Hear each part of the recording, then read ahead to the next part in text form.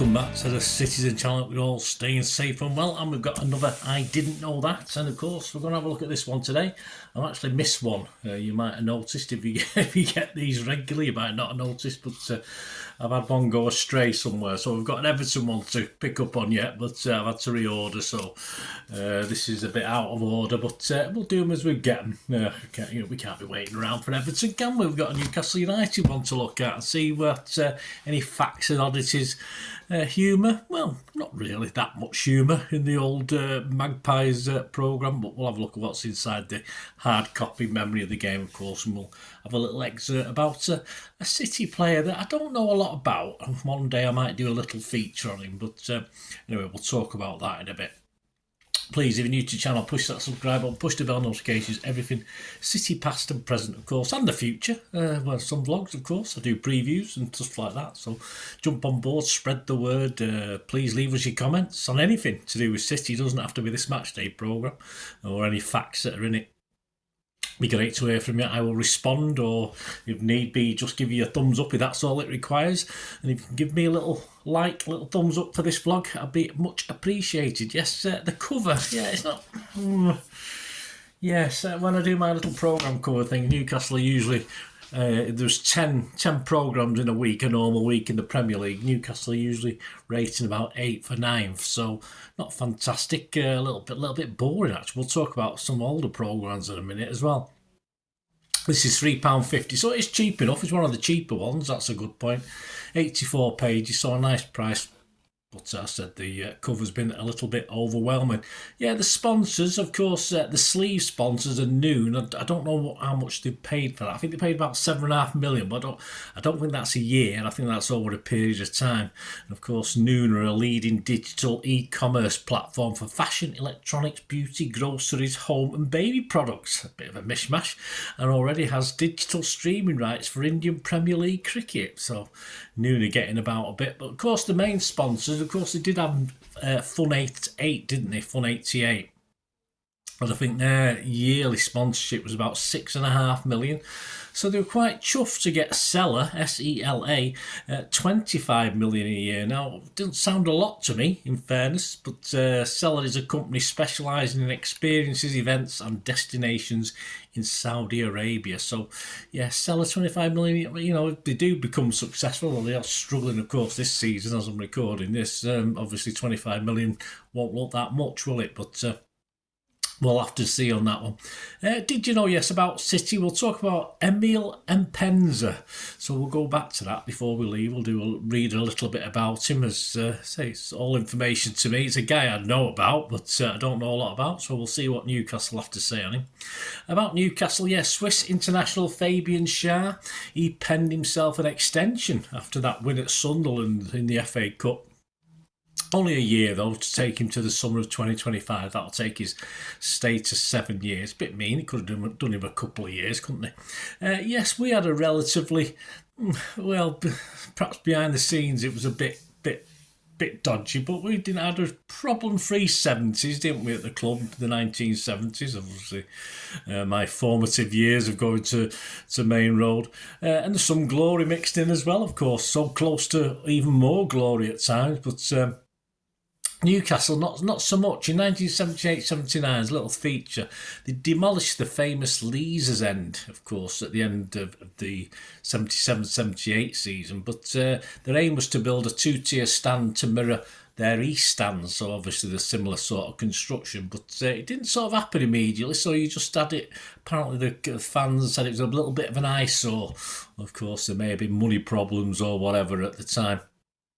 So they went, I didn't go visit, I visited Newcastle in the 80s rather than the 70s. So if you remember that, give me a shout what it looked like, because I can't see any pictures. They've talked about it, but they've not put a picture in, which is a bit annoying. And the other outcry for poor Newcastle fans, I said I'd mention programmes again, was at the cost of the match day programme. has risen to 20p. Yes, 20p. It's a lot of money in those days. And it had been 12p the previous season, although that in itself was a rise from 10pence the season before. So they weren't very happy about the programme price. A feature on Shay Given, who of course played for us, as we know. He played for Newcastle between 1997 and 2009. He made over 450 appearances. I quite like Shay Given. I thought it was okay. He just sort of come to us, I think, past his prime, didn't he? There's a great picture, actually, of him. He did almost made me image of the day, but not quite. I've got a better one. Great picture of him in the Adidas top at the time, of course, who... the shirts at Newcastle wore Adidas shirts, or Adidas, shall we say? Adidas, you better say Adidas, answer. And of course, the name's printed on the front of the collar, so there'll be a picture up there on the front of the collar, which is odd. I mean, I'd imagine, you could put it on the back. Perhaps he had it on back to front. Well, he didn't, because the Newcastle stars on the front. But just a bit odd for Adidas to put it on the front rather than on the back. But there you go. It's better advertising, isn't it? It's on the front anyway. But there you go. Quiz question. Yeah, just a quiz question. We do this with the City programme. We'll do it with this one as well. An interesting one. You may remember this. You may have been there. In January 2003, Alan Shearer opened the scoring against us. After how many seconds? Was it 8.89, 10.52 or 12.96 seconds? Yeah, I think he's lived on that ever since, in fairness. I'll give you the answer before we go. About Newcastle and City, there's a feature on, of course, Ray Ranson, who, of course, was part of the 81 FA Cup side, etc. He joined Newcastle in the 88-89 season, although sadly he couldn't rescue them from relegation. They would finish bottom that season, which wasn't great, and he joined them from Birmingham, of course, because he left us in 1984. Ransom played under Keegan at Newcastle before returning, of course, to City under Peter Reid in 1992. Image of the day, yes, I like that. I like that image. They've got a great picture of our FA Cup there. Well, it is as I'm recording this. It's our FA Cup. Nobody else's. It's ours. Of course, in a back garden of a Newcastle player, Bobby Cowell. I think he featured against City when they beat us as well. Of course, in the 50s, they won it 3 times, the FA Cup. And Cowell played in all 3 of those wins, so it would include the City match as well. In 5 years, 3 wins in 5 years for Newcastle. He made 409 appearances in total. But I just thought the picture was really good, like a little table for it with a little cover on as well with the FA Cups. I don't know. Presumably there've been some pictures taken, etc. I'm assuming he just didn't leave it sat there overnight, just in his garden. But I just thought it was quite a good image to show you. That was humorous in itself, wasn't it? Right, excerpt of the day. Let's have a quick look what Newcastle programme has to say about a guy I don't know too much about. As I said, one day I might do a little feature on him. There's not enough years of my life left to do all the features on City players, unfortunately, for the Citizen channel. But you never know. I might find a reason to do this at some stage. Emile Mpenza, they say. Two of Belgian striker Emile Mpenza's 6 goals for City came against Newcastle, one in the game here and a winner at St James's Park 6 months earlier. The latter, a well-taken strike past Shay Given at the Leazes end. This is talking about the 29th of September 2007 at the City of Manchester Stadium. So the latter, a well-taken strike past Shay Given at the Leazes end, settled a largely drab encounter at a time where the Magpies were labouring, but City was struggling even more. Under Stuart Pearce, the Citizens only avoided the drop by 4 points that year, and rock-bottom Watford side scored fewer goals than anybody else in the Premier League. You don't have to remind us, mate.